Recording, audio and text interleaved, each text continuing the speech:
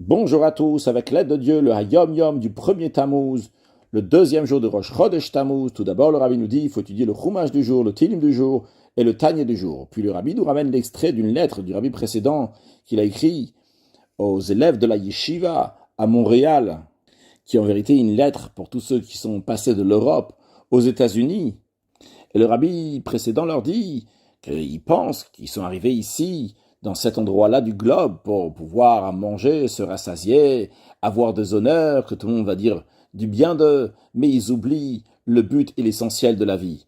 Ils doivent étudier la Torah. Et de manière plus précise, comment étudier la Torah? Non pas se faire comme tous les gens qui sont de ce côté-là du globe, de bien manger, de bien boire, de bien s'habiller, de fumer, comme les gens qui sont ici. Mais la Messirut Nefesh, l'abnégation de soi, qui convient aux érudits de la Torah, c'est défini par le verset qui est dit dans la première partie de Parashat Chukat, qui était lu en 5703, qui était étudié ce dimanche-là. Il y a écrit Adam ki yamud be'oel, un homme qui meurt dans la tente.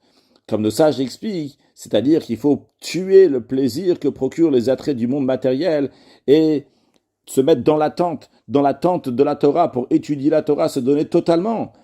Car même les plaisirs terrestres les plus anodins, ça empêche de se dévouer et de se consacrer à l'attente, entre guillemets, de la Torah. Il faut se donner totalement à l'attente de la Torah et pour cela, Yamud Be'oel, il faut mettre toutes les autres choses de côté, donc de ne pas s'impressionner comment le monde se comporte, mais réaliser quel est notre but ici dans ce monde, étudier encore plus de Torah.